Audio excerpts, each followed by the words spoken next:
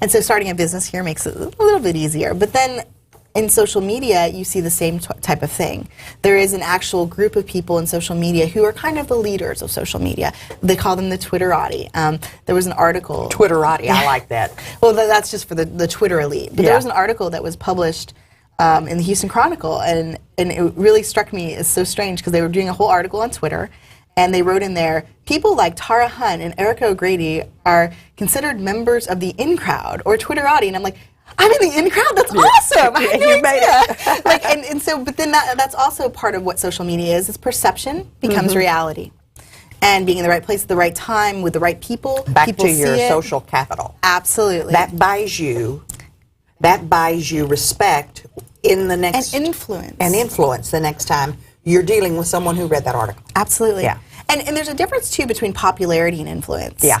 It's easy to amass a whole bunch of followers and not have any real reach, and it's easy to be really influential in a small community.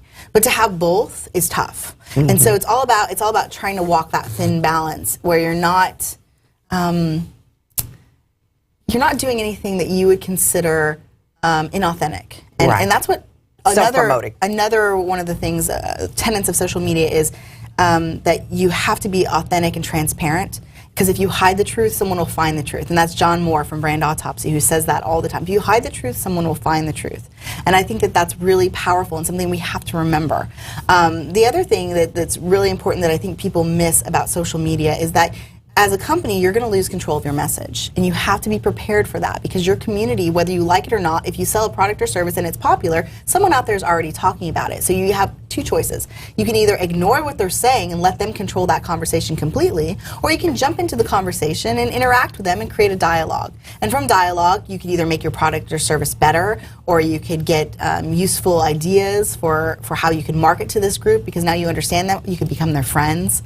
Dell has done this spectacularly. They actually went from being in Dell hell, where Jeff Jarvis had blogged about Dell, and you typed Dell in Google, and the first result would be this blog post by Jeff Jarvis talking about their terrible customer service. They lost lots of sales. Guess what? This year, Dell made over $1 million via Twitter. Via Twitter. And people say to me, Twitter's so stupid, it's a waste of time, it's useless. And I like to say that if congressmen can Twitter and if Dell can make $1 million on Twitter, then maybe you should try it too. I've heard of some of the Fortune 500 farming Twitter and farming blogs for any time their name appears. And if it appears in a negative content, they personally respond to that blogger. Absolutely. And that creates such goodwill. It does.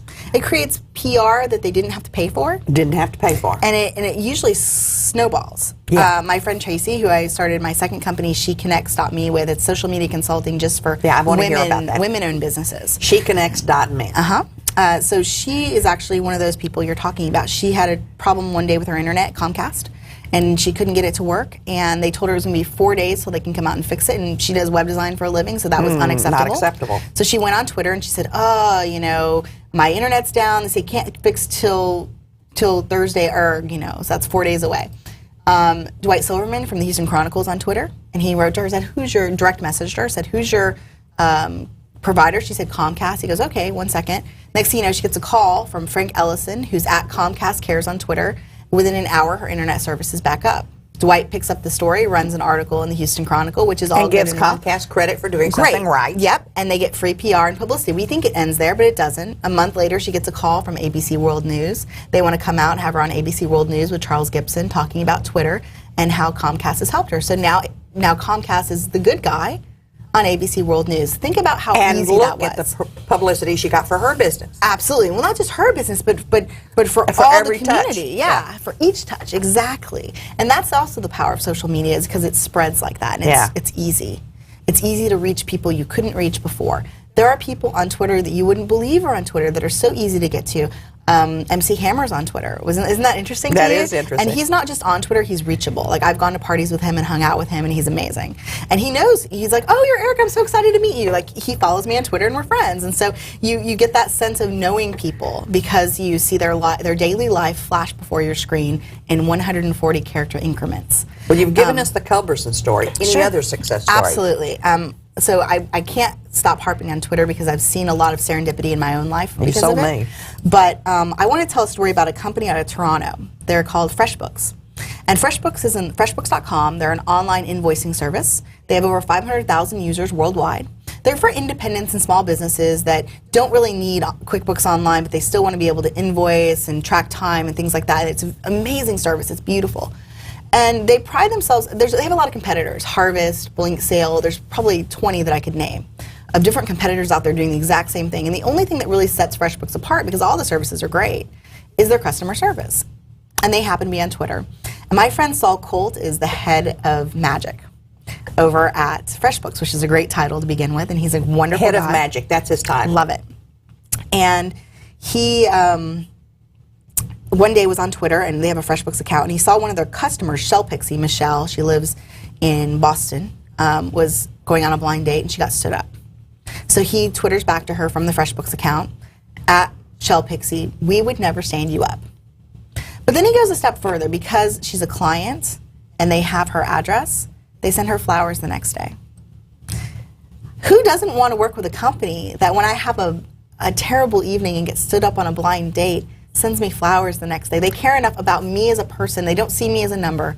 They have 500,000 users, and yet they stop their day to send flowers to me. So they literally Twitter 500,000 names. Well, no, they really, you just interact when you can, but you're not going to find all. How do they look at, how do they see her? How do they find post? that she's a client? She well, probably, no, that she had the blind date. Oh, wonderful. That so stood her up. Twitter's really interesting. There are followers and people you follow. And so the way that it works is when you first sign up for Twitter, it's just you, and you're not following anyone, and no one's following you. It's like 0 is your count. Then you can go out and find people to follow, and if they like you, they follow you back. So you create a relationship or a bond. What a lot of companies are doing nowadays is they see anyone tweeting their name, like if I say the Home Depot will start following me on Twitter. So that's what this Facebook did. FreshBooks. FreshBook. And they started Twittering their own clients. Right. Gotcha. And so they became friends. They became friends with them. Okay. Because they saw them say something about FreshBooks, or even if it's negative, Saul will immediately say, well, what didn't you like? How can we help? What can we fix for you? And I've gotten the same response from LinkedIn. I had a problem one day where LinkedIn wasn't working right for me.